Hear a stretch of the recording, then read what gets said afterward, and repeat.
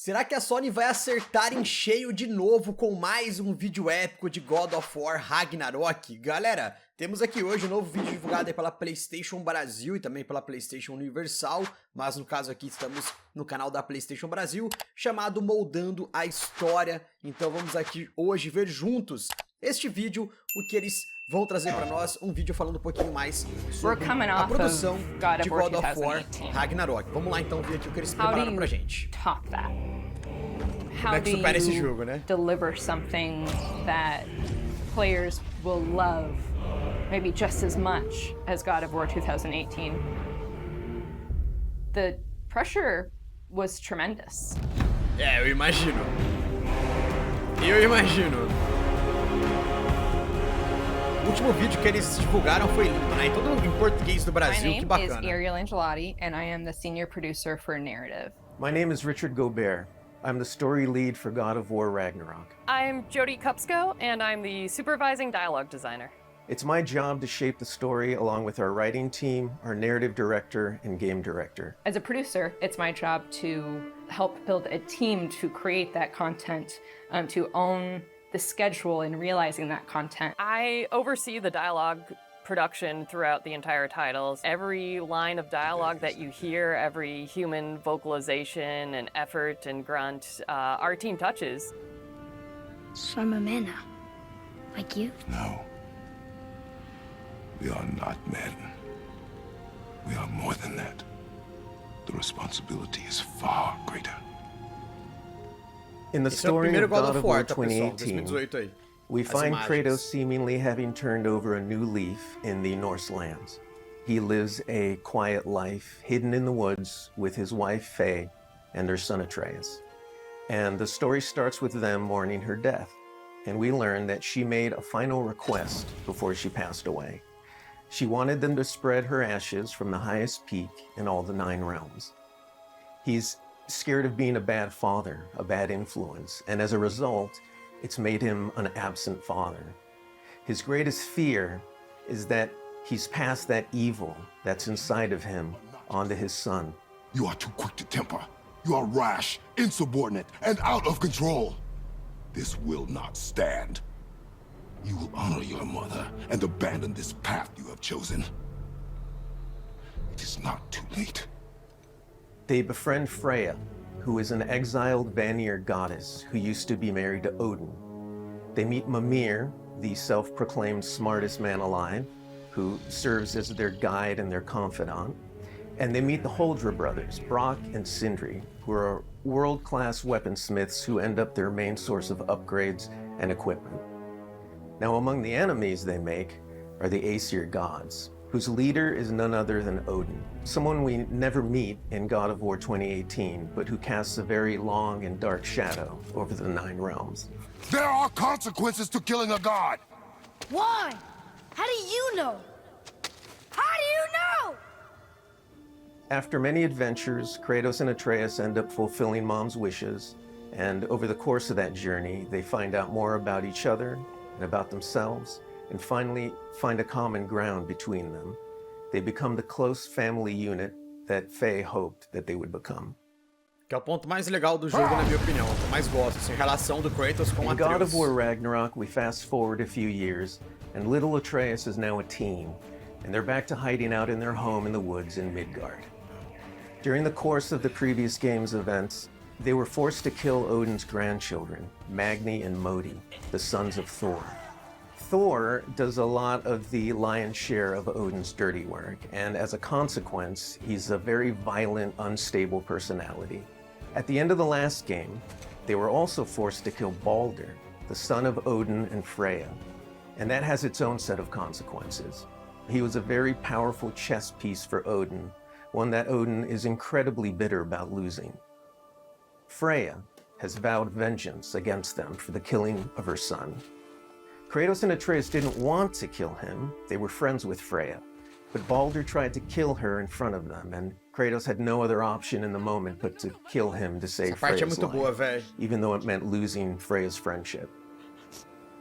I will parade your cold body from every corner of every realm and feed your soul to the vilest filth in hell. That is my promise. He saved your life. He robbed me of everything.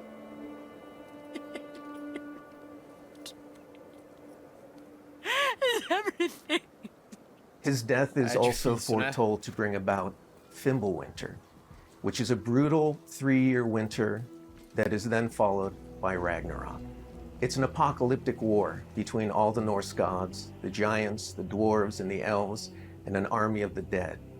They're all destined to fight in a battle that basically ends the world. Kratos is understandably worried about his son and what it means for him.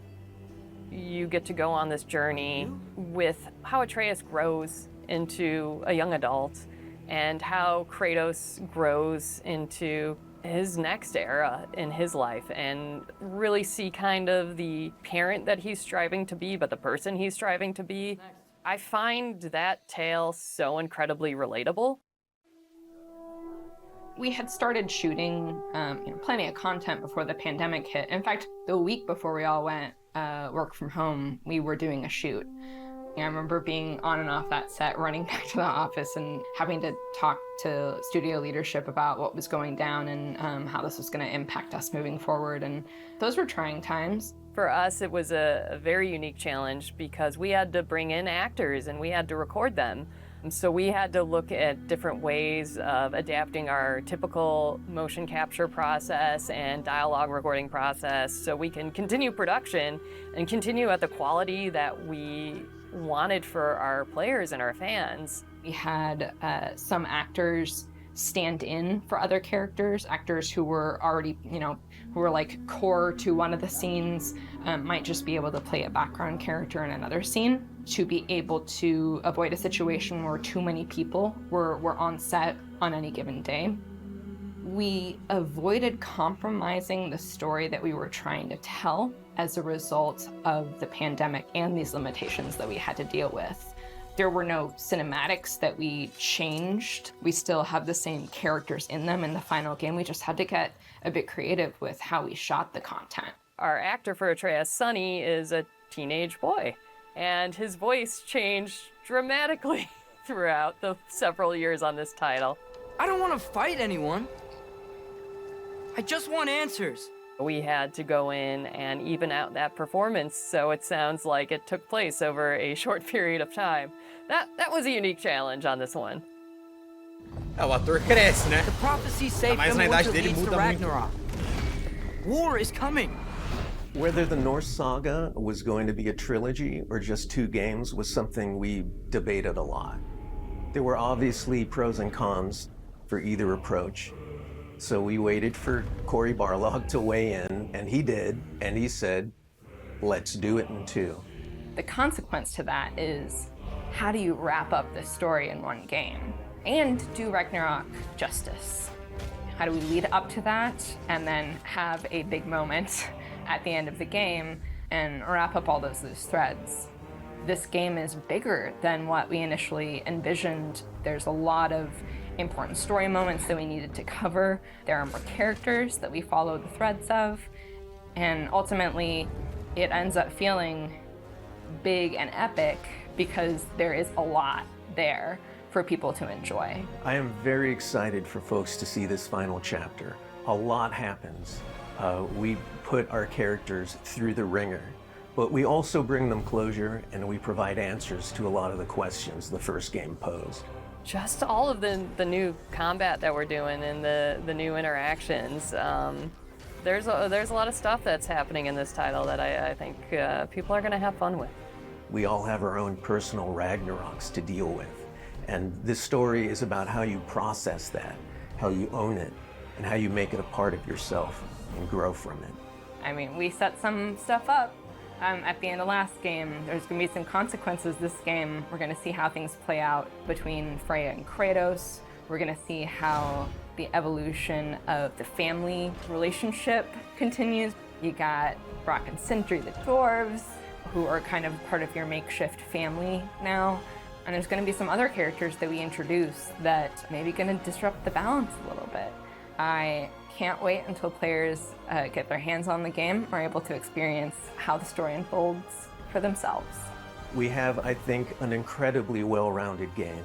Very satisfying combat, beautiful and rich environments to explore, outstanding character art, a lush and moving soundtrack and soundscape.